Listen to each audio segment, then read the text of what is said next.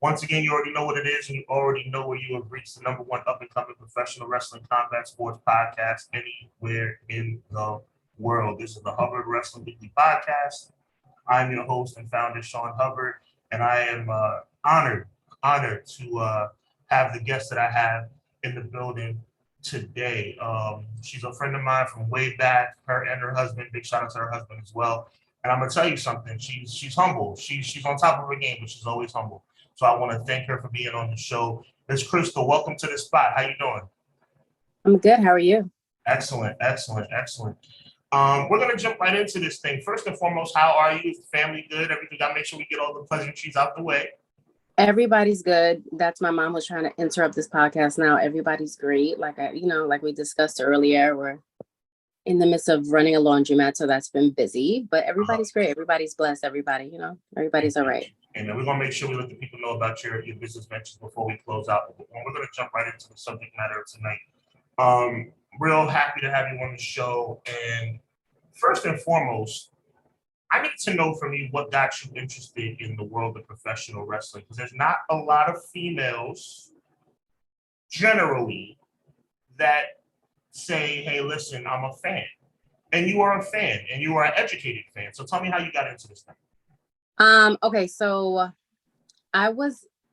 this is generational. So from the time I can remember, like a lot of people don't remember, but like in the 80s, Survivor Series used to be on Thanksgiving Day, right?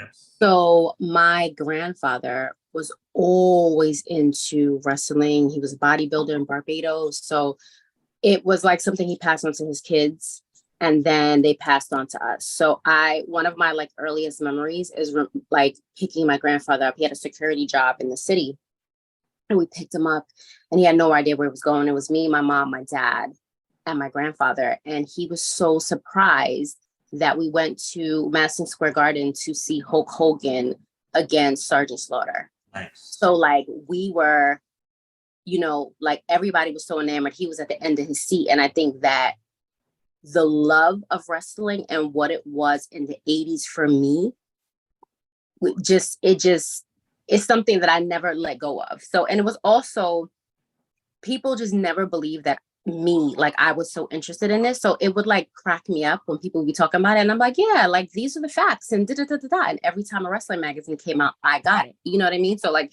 it was one of those things where it's like, almost like a coffee joke. You know what I mean? Like, guess what I know? Sorry about the noise, but. So I'm going to tell you something, man. I'm going to put you on blast right now. I hope I don't embarrass you too much. To all my fans out there, always remember 605 Clash of the Podcast every Monday night with my brother Conrad. Hubbard Wrestling Weekly in the building. Listen, Crystal, for anybody who's listening and watching, if you're watching, you see what I'm seeing right now. I'm going to be respectful. You see what I'm seeing, and I mean that in a complimentary way. Thank you. This is somebody who, let's just say we work together at an establishment, right? She was running the show. You can see she's very lovely lady. And it's like, you would never think like, pro wrestling? Are you serious? Like, that's crazy. I'm a huge fan. Huge. Like, I think I probably weekly, even up to last night, I was watching old like Saturday Night Main Event on Peacock. Like Peacock is like the best thing to me now, because it not only does it remind me like the nostalgia of it, but also you see and you realize these certain things that when you're a kid, you're like, oh, this was him. This is this character. This is da.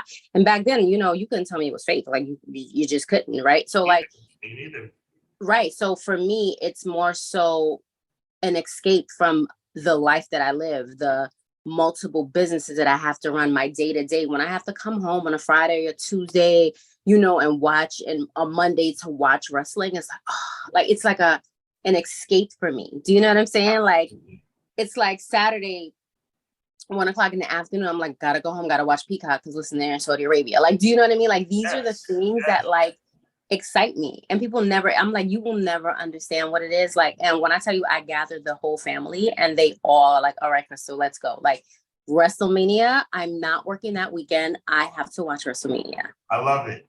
It. But see, your passion, which we share, by the way, obviously, is the reason why I'm so, quite frankly, disgusted with the product in 2023. Mm-hmm.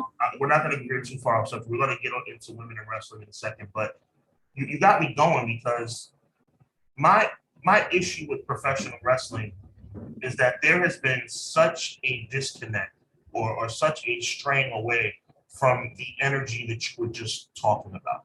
With the exception of, especially in WWE, AEW has its moments lately. They've been a little iffy as well.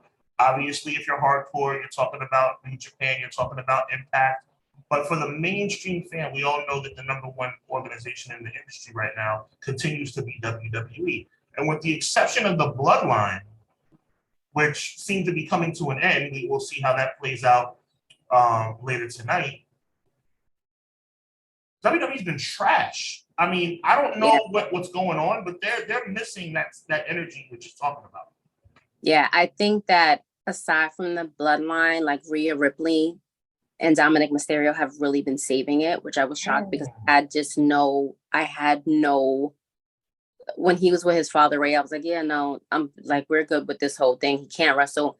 Now I feel like this is something, when they were with Edge, I couldn't get with it. I was like, ugh, but this little quad thing they have going on, I really, really like it. I don't think Finn is the best speaker, but I'm enjoying it. I'm enjoying the way the crowd is now reacting to, you know, like Dominic. Like, remember in the 80s, like if you really watch early wrestling shows, I'm talking about when Heenan was wearing glitter jackets and all that, right? People would throw bottles in the ring and da da da da da. So my brother is 13 years younger than me, right? And we were watching what just happened? What is Clash of Champions? The Night of Champions. Yeah. Not the Champions, right? So we're watching that, and he's like, it's the Brock and Cody match. And he's like, somebody threw something in the ring. And I'm like, it's only a water bottle. And he was like, what do you mean it's only a water bottle? I'm like, listen, in the 80s, they used to throw everything in the ring. Yeah. Especially like when you had like Nikolai in the ring and he was singing the Russian anthem. You're like, what? Yes. Like they were going and it was like, that feeling is what, like, everybody's like, why do you like Roman like that? I was like, first of all, I respect anybody that hones their craft. And when we speak about women, there's like a couple of them that I'm like, this is why I feel the way I feel about them. But he's honing his craft. He's being a jerk in every angle. He's working out and saying, listen, I do this every day. This is what I do every day as a champion. This is what you have to do every day. You can like me. You can love me. Because remember when the Bloodline first came out, everybody was loving them, right? They were loving them even though they were heels. Now they really hate him. And this is when he's at the epitome of where he is at. Paul Heyman has been doing this since he was a teenager, taking photographs, right? Like, if you know, you know. He's now getting to the top of his craft. When he was a real life jerk in ECW, bouncing people's checks. But like now he can bring that on screen. Do you know what I mean? And I feel like I love when you can really feel things, not even through being in an arena is different than watching it on TV. If you can feel it through the screen, you're doing something correctly. You know what I mean? So I think that's why I agree with you. Like, I'm not Gunther. I'm like, I can't really get down with that, like whatever. But there's certain people that I'm like, this is what you guys need more of. This is it. I got very scared when Vince came back because I saw it like an automatic jerk back, but I'm like, you're not the only one who's scared about that. Right. But, so I think that for me, like when Roman is the epitome of what people did in the 80s, where they lived their character. Absolutely. You know what I'm saying? Like people like Ted DiBiase would have private planes, would have limousines. Like you would not see him outside of his character. And I think that is essentially what everybody's addicted to, because he doesn't let up anywhere. And that is something that these people now, especially with social media, just don't do. And I think that's why we believe that it's so like, whatever. You know what I mean? Like, like it doesn't have the same weight to it. And I think that's a major thing for me. That's a fact. To your point, I think that it's even taken Roman Reigns turning on or mistreating the Usos to the point where we've had a little bit of brushback to get the fans to start booing him. Because to your point, this Bloodline thing was so good that Roman was doing heel stuff and nobody would boo him, just like you just said. Now they're starting to boo him because they're like, hey, you're mistreating Jay, you're mistreating Sami Zayn, you're mistreating Jimmy. You know what I'm saying? So it's like it took that. He had to little, but unfortunately, the side effect of that is now it looks like the bloodline's about to implode. So unfortunately, it looks like possibly the best storyline in WWE and probably the last 20 years might be going by the wayside. I agree wholeheartedly. And I think that too, a lot of people don't take the time. Like I take the time to watch the documentaries and the little snippets that they do on Peacock about them. When Jay was getting ready for his championship match with Roman, he said it like, like Jimmy and him are bullies. I'm the youngest by 8 minutes, but in the Samoan culture, this is so big. So he's living up. Even Rikishi said it like, yo, like everybody looked to Roman, like everybody looked to him. Like he was the one that we knew that was a star.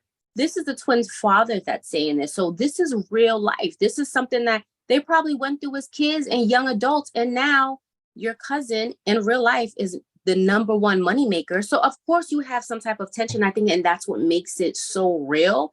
Because first of all, who wants to be treated like that anywhere and expect sometimes acting turns into real life, right? So like this is something that we're not stupid. Like Roman is he's not on the same plane as The Rock, but we know he's not going to stay there forever. He's going to go into acting. He's going to go into this. He's going to go into that. I just don't think that WWE has honed anyone else to take that stardom. If Roman left right now, the company would be in shambles. Oh, absolutely. 100%. Absolutely. And I think that even when he lightened his schedule, what was it, a year ago? Yeah. It was felt. It was really, it rocked it, right? So like Absolutely. Cody had an injury. Roman, you don't see him after WrestleMania for a good month and a half. Right. Like it's very noticeable because you can't carry somebody, but also they don't hone people the way they're supposed to because you're supposed to have a couple of stars. Back in the day when the Intercontinental belt was what it was supposed to be, exactly. When Macho Man held it, it was elite. Now it's like, who got it? I don't know. What does that belt mean? Like they're trying to make Gunther. I mean, Gunther's over 300 days now, so they're trying to get that point to a point where it's starting to elevate again. But I can tell by the way you're talking, you're not really a believer yet. I'm not. I'm not. Like I've listened to people and their prospect of him. Believe me, what he's done with his body, I think is amazing. Oh. They told him, you need to go back into the lab. These are the things you need to work on. But also there's a missing it factor. Like you have to have an it factor. And I don't see it with him. Like I don't want to, if I see him, I'll probably move. Like there's certain people to me with it factors. Rhea has an it factor. You see what I'm saying to you? Like Rhea's like somebody I'll stop and watch. Like I can't wait to the day that Bianca turns heel. Like that I want to see. We need that. Bianca turning heel again is very necessary at this point. Her and her husband, if they turn heel together, absolutely amazing. Because he's another person. Because Montez is the future. Montez is the future. That's no knock on Dawkins, but Montez is the future. He's the future. And if they turn heel together, I would love to see. Right now, my favorite, and I tell people all the time, because he reminds me so much of like an Adrian Adonis mixed with a Macho Man, is Seth freaking Rollins. I love Seth. I love his character. I love him laughing. I love all of it. Give me more of him. I love the fact that he has a black stylist and he wears everything new. Like I can tell you down, like Gucci, this, that, and I love him. This is my guy. Right? Seth is my guy. Right. So I feel like him and Becky together, because I think that she's losing a little bit of, right? I think them together, like her being as arrogant as him together, amazing. So I feel like what WWE is missing, which they have with Dominic and Rhea, is like that male-female combination that the 80s used to have. Absolutely. They don't tried have to tap into that a couple years ago when they tried to tie in Seth and Becky's real life relationship, but it was corny. It didn't work, and then they kind of strayed away from it. They still mentioned it from time to time, but it was intricated into the storyline heavy. And it's more so when they do house shows that you see it. Because if you no more on television, exactly. It's not on television, right? So, like, of course, with social media, nothing's a secret. But I feel like those two together, they have the same stylist, gold and purple a little bit. Give her more of an attitude. great. I love it. I'm all for Becky it. 2022 was fire. But the Fire. only She thing came back I as a didn't heel. like was the fact, like, there were certain things. And let's dive into this because you brought her up. Mm-hmm. And I wasn't going to go controversial with you, but I want to go there. I don't like how they did Bianca at SummerSlam 2021. Oh, it was embarrassing. Yeah, it was really embarrassing. And they gave her the title. She was champion for over 350 days, longest reigning women's champion of the modern era. My question now is, now that she's lost the title, Becky's no longer in the championship picture. At least it seems as it stands today, she's not in the championship picture. Right. Asuka is pretty much drifting right now without probably, Bianca will get her rematch, which could lead to the heel turn we're talking about. Time will tell. But as of right now, it just seems, you got Alexa, God bless her, she's off having a baby now. Carmella's off having a baby now. This is real life. We're talking about females, they got pregnant. God bless. Yeah. But it's like the landscape of the women's division, like, where do we go from here? Charlotte's taking her 1,000th vacation. It's not strong, and I'm not necessarily loving it. Like, first of all, the demanding work schedule that they had in the 80s, where like if you read any biography, if you look at you read or watch anything, they're like, listen, we were home 30 days a year. We never saw our kids. We never did stuff. This is a different time, right? So we understand that we move with the time. But again, how do you have NXT, UK, the US, and you guys are not honing memorable stars?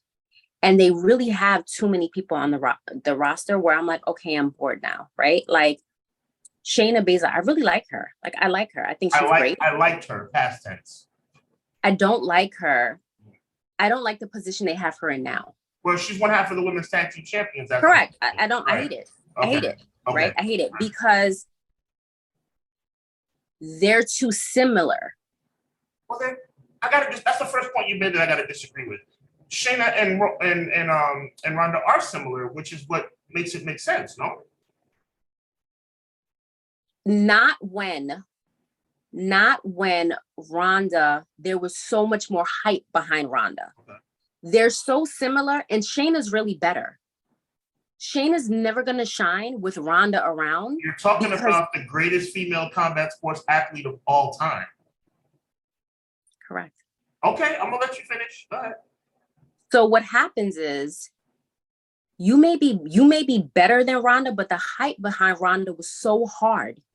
And it's like, you can be on the same level, but they're never going to get the same attention. So basically, she can do whatever she's going to do in the match. Nobody's going to remember. They're going to remember Ronda coming down with the arm drag. It's like, what happened to you? See what I'm saying to you? We disagree for the first time. And let me say this: I am no Ronda Rousey apologist by any stretch of the imagination. Oh, I'm not either. No, I know you're not. I'm just making sure that you know that I'm not. I am not a fan of Ronda Rousey as it pertains to her mic work, which is a major element in professional wrestling. Oh yeah, she never got it. But the hype behind Ronda Rousey is poignant because she's honored as she's a UFC Hall of Famer. We agree. But what I'm saying to you is, this is not UFC, right? So we're agreeing with the same thing. So what I'm saying to you is, in the wrestling world, Shayna may be better than Ronda. Okay. But that's what I'm saying. She's never going to get the appropriate light because WWE is like, this is the UFC. You see how you came with, no, this is what Ronda is. It's always going to be like Ronda and Shayna. When Shayna is just as good in the ring as Ronda, like, she's never going to get the same shine. She's not going to get it. You see what I'm saying to you? Because you see how you're like, listen, you see who we're talking about? And I'm like, yeah, but in the WWE ring, Shayna's better. But she's never going to get that shine. And you put two similar people together, but one person gets way more shine than the other. And that's the dangerous part, because you're really never going to see how Shayna can shine, because all you're thinking about is the greatest UFC women's, like, it doesn't make sense. Let me challenge you again. Good point. I like what you said right there. You're not a fan of them winning the women's tag team championship. No, I think that it was a lazy move. Explain. Because who's really better than them right now? There's no nobody. That's why they're the champs. But this is the thing. Sometimes you have to cheat the champs out of it and stretch it until you can find a team strong enough to really challenge them. Do you see what I'm saying to you? What's happening, Crystal? Let me tell you my perspective, and you tell me if you agree or disagree.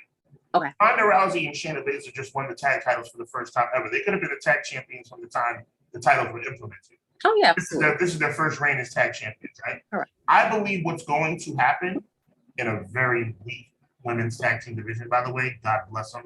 We got to get better.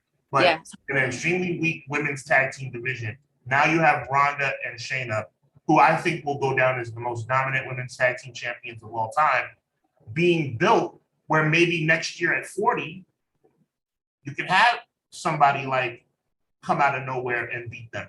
We got to start building up these women's tag team belts to mean something. But they haven't meant anything since Sasha and Trinity left. And let me explain something to you.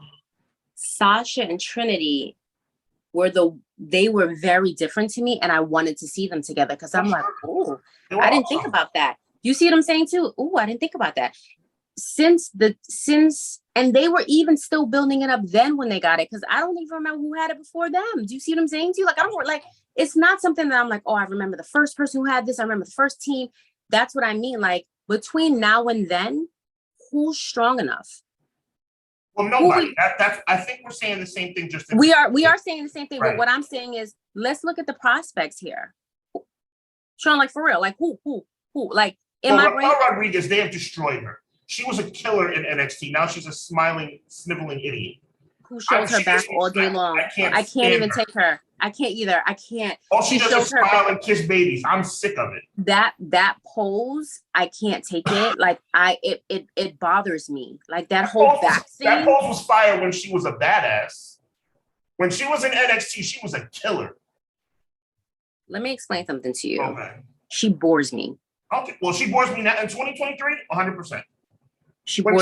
When she was the bodyguard, by the way, that was a big, and we're talking about this. You see this post to her basically being Diesel. They were calling her Big Mama Cool. That's how she was Dakota Kai's bodyguard, and she was a killer. Now you fast forward, she's a smiling, ridiculous, kissing babies, high-fiving the fans. Horrible. I'm not happy about it. Yeah. And there's certain, I want to love the women's tag team. I want to see somebody come out and be like, this is it. Their style, their art in the ring, because it's really an art, right? Like, I need to see somebody that I'm not sick of. I don't want to see Bianca team up with anybody. I don't want to see any of that. I feel like they need to, and this is a difference between NXT and when they go to SmackDown or Raw, you can tell that the people at NXT love this art so much. And then when they get to WWE, they get lost in the shuffle. They get lost in Vince's creations of the 90s and the Mountie and the and everybody, Lacey Evans and all of this. And Lacey Evans had so many character changes in 2 months. It was sickening. They repackaged her no less than 4 times. It was bad. It was bad. So for me, like, my perfect example of somebody who could wrestle and who could be a valet, who to me, in my eyes, has done it. There's no better than anybody. Like is Sensational Sherry. Oh, Sensational Sherry. She's one of the GOATs. Sensational Sherry was wrestling Rockin' Robin. She won the title. I actually came up on it the other day, and I was like, in my brain, like, wow, she could really wrestle. She was one of the GOATs. Listen, right. She was trained by the greats, right? Mm-hmm. So for me, I feel like somebody like that, like she was trained by Fabulous Moolah. Like she understood what it was. She also understood how to play a valet. So she was behind, she was with Jimmy Hart and she was Peggy Sue when she was Honky Tonk. She was Peggy Sue, correct. Nobody knew that, but that was a little kept secret. Yeah. Correct, right? So, not to give you shout out for that. That's and only right, and only if you heard her voice. And it was only when I heard her voice one day, like I was listening, and I'm like, oh my God, that's it. And then when she gave Macho Man something that Elizabeth couldn't. And you know what? It's almost like sacrilege to say that, but it's so true. It's true. It was a whole new element. Macho King, in my opinion, was one of the greatest characters of all time. Was one of the greatest. Yes. Do you understand me? Yes. He was one of the greatest. Because this is my thing. I watched the first time that Macho Man, because remember back in the day, having a valet was very big. Yes. I remember him passing up all these amazing valets. And then this woman walked out. When did she ever give him instructions to do anything? Jimmy Valiant, Captain Lou Albano, Bobby the Brain Heenan, yes. Jimmy Hart. And then here comes this petite woman. She comes out, and I used to love her. Like, don't ever get me wrong. Miss Elizabeth was my girl. But what I'm saying is, when did she ever give him instruction? He would push to the side. She would have to hold her. How was she a manager? She was running half the time. That's a you tough see what I'm one. saying to you? That's a tough one. Elizabeth was different for that. She was the only, and I hate to use this, God rest her soul, the only weak manager that it was okay, but it was okay for her to be weak. You know what I'm saying? It was that like, because it made the story, but right. Exactly, right? But when Scary Sherry came out, like people don't understand what she did for Shawn Michaels' career. Yeah. She was the first person to sing his song. Like that was her, right? She made him, right? She made everything so much better. Like, shout out to Jimmy Hart for writing that music, by the way. He sure, and he's the one that's actually singing the chorus, "Sexy Boy." That's Jimmy Hart, right? A lot of people don't know that.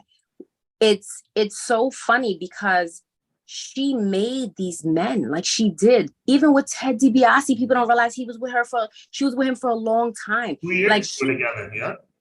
Like she's somebody that could play all roles. Nowadays, I don't think that these women can. They can't even talk. Have you ever heard? She would literally emulate whoever she was with. She talked like Randy Savage. She talked like Shawn Michaels. She talked like Booker T. Yeah, when she was with Harlem Heat, that was awesome. That was awesome. So you like there's people that I feel like the tag team women, I'm not talking about Bianca, whatever, but they're not honing in so hard that you believe everything. Perfect example. Razor Ramon was a white man. To this day, I'm still like, oh, he's Cuban. I'm still thinking Scott is Cuban. God rest his soul. Okay. I didn't know he was a Caucasian until he like almost retired. So to me, Scott Hall was a Cuban man. Right. Hey, yo, like you just knew, like in your soul, right? These even the tag team, even the Hart Foundation, you felt them in your soul. You like they never coming out with these leather jackets on. Like Anvil was the baddest person in the world, tugging on his beard. He made you feel like he's gonna go up to a bar, tear up the bar, come home. Like they lived their characters every day.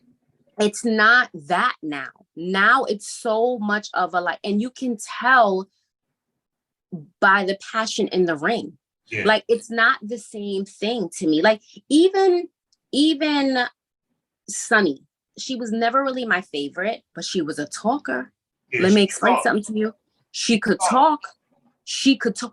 Listen, she could make you mad. When they put that bucket of slop over her head, you felt it because you were waiting for somebody to do something to her, right?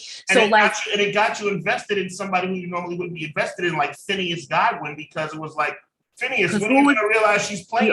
The only people that were looking at the Godwins was poor Undertaker because those were his friends, okay? And the Sunny thing made you care. It did. You see what I'm saying to you? But there's certain people who hold like whatever she is now as a valet, she was what it was. She was somebody in the Hall of Fame, but she just absolutely does. That's all right. She absolutely does. So there's certain people that I'm like, like I really want to watch where Trinity is now, right? Well, over in Impact, she's doing her thing. She just won her first pay-per-view match in Impact. Yeah, but I'm not loving her as a talker. Well, she's always been limited in that regard. She has, but my whole thing is do we stay limited or do we fix it? Well, right now she's got a lot of energy behind her because anytime somebody makes a move, you know that they're gonna have, but that fades. So what you have to do, okay, you won your first debut match on Impact, you won your first Impact pay-per-view match. Where do we go from here? Now the logic would say that she won the Knockouts Championship, but you're right, she is limited on the mic. She is, and I just want more out of the women. Like I want to enjoy. I've been enjoying the matches. Like I really enjoyed Becky and Bianca. Like I really enjoyed that. There's some. I love Charlotte. Like Charlotte to me, everything you're about in the her, minority, my sister. You are in the minority. I know her. And my mother can't stand her. My mother watched. My mother's like, I don't like her. But I'm like, Mom, she's the ultimate heel. The fact that they try to make her a babyface annoyed me. Yeah, I said, let me explain something to you. She comes out in pieces of her father's robe. She doesn't care what these people are saying. I love that she spews the cockiness even better than Ric Flair. Like she don't need, remember, they don't really do vignettes like they used to, like how Mr. Perfect had vignettes, because that's what they need, right? They need vignettes. Like they tried it with Lacey Evans, didn't really work. The vignettes of like, you remember for weeks we waited for Mr. Perfect, for months, because we're like, oh, these vignettes, look, he always like, there's nothing wrong with him, blah, blah, blah. They need vignettes for these people to really build them up so you're like, what is going on? And you're missing earlier about Razor. They had Razor vignettes as well. When he was in Miami. Yeah. Like, you see what I'm saying? Like, there's certain ones that I'm like, I need the wrestling world to bring it back to that so you anticipate. Everything is like, we want it now, we want it now, we want it now. And we see that with Cody not winning, which I still think is wrong, but Cody not winning, but he wants to emulate his father and have a longer stretch, whatever, God bless him. But I feel like everybody now wants instant gratification, right? And it's like, that's what I'm saying to you. Yeah, WrestleMania 40 may be, 10 months away, but who can they build up that I'm going to care enough about? It's going to come full circle, though, Crystal. I think the writing is on the wall that Cody's going to come full circle. Yeah, of course, he has to. You know, that's the only reason why he came back. Conclusion, you know what I'm trying to say? Yeah, of course. But what I mean is like, who are we going to build up to that I'm going to care so much about to win the women's tag team champ? Like, I don't see anybody. I'm going to tell you this because we're up against the clock right here, but I'm telling you right now, I'm bringing you back for part 2. I'm talking about, and I'm putting 2 weeks. I need you back on the show and we're going to do this again. You got it. Yeah, you got it. This is amazing. You're blowing my mind right now, but we're up against the clock right now. Where do you see the women's division by the end of the year? Not even a long time frame. Is Bianca the top heel in the company? Is Bayley back on top? Will Asuka's title reign continue? Will Asuka's title reign even mean anything? Talk to me. I believe that they felt like they reinvented Asuka, so they're going to put time into Asuka. And I feel like because Bianca needs a break, this was needed for them. I don't really see, Bayley doesn't have what she had before she took her long break, right? I don't think that a raging failure. Right. So her comeback that people thought in SummerSlam was going to be so amazing, that long walk, it has done nothing. Like, there's nothing that she's done since she came back from last year's SummerSlam that has made me be like, oh, let me watch her again. Yes. There's nothing, right? So I feel like they're going to stretch out Asuka until Charlotte's ready to come back. I'm telling you, because I think that Charlotte's going to win the title from her at SummerSlam. Yeah. And also these rhetorical kind of surprises, like we're like, all right, listen, like we know something's gonna happen at SummerSlam, blah, blah, blah, blah, right? Like, you know, like Becky, I think I don't like where Becky's going with Trish. I think that I'm not too sure where it's gonna be at the end of the year, because I think that they're figuring out, and I think they're having creative differences with Vince being back, right? And so there's a push and a tug when it comes to people's characters. I think that Triple H likes to work with people and hone on people, and Vince is like, I got an idea, this is what we're going to do, and you just kind of spill with it. So I don't know what they're doing with these characters that make me want to invest to the end of the year for the women's champion. Like, you know, either one, for the titles or anything else. Like, I just feel like they're going to keep it where it is because there's not enough power. Rhea is going to stay exactly where she's at. Oh, she'll be champion for a year. Oh, absolutely. Absolutely. Okay. Because she not only is she a heel, but she has the crowd behind her. Right. She's what Roman was a year ago when nobody's booing her. Do you see what I'm doubt. saying to you? No doubt. Nobody's booing her. Now, mind you, she has the whole, like, it's so funny. You're the only one out of your crew that doesn't get booed. Everybody loves you. Oh, because she's awesome. She's awesome. She can talk. She looks amazing. Like, she embodies exactly what she is, right? So, like, for me, I enjoy looking at her. I enjoy her coming out with Dominic. I enjoy the fact that Dominic still is having like these really amateur fights, but he's learning. Oh, he's getting better. He's getting better. Oh, he is. No, he's learning, and he's learning on the job, and that's what we needed because he couldn't have done it with Ray. I enjoy them together, right? When they were in Puerto Rico, the vibe from the premium line event in Puerto Rico, I wish I was there. That's the kind of wrestling I like. That vibe from Puerto Rico. Mind you, there were no big screens. There was no long walk. Listen, you had to get what you had to get in Puerto Rico. Like, and if you heard the old school wrestlers, they like Puerto Rico was nothing to play with. That's the type of energy that needs to be brought all the time. You know what I mean? Like, I think that that's what I'm looking for, but I don't think I'll get it by the end of the year. Like, I just don't think that they have it. Yo, look, we got 60 seconds left. I want to thank you, Crystal, for being on the show. Please tell the fans real quick where to find your laundromat, your business ventures, whatever you got going on. Okay, so the laundromat is Bubbles Laundry. It's in Mount Vernon. It is 11 South Fulton, and we do dry cleaning, pickup and drop-offs. You can come by anytime, 914-371-7171. No discounts. We're paying full price. We're supporting Black businesses. My sister, thank you so much. We're having you back. It's 100%. It's a lot. This has been awesome. Yo. Yes, thank you so much. For your girl, Crystal, I'm your man, Sean. This is the Hubbard Wrestling Weekly podcast. We'll holler at you next time. Peace. Okay.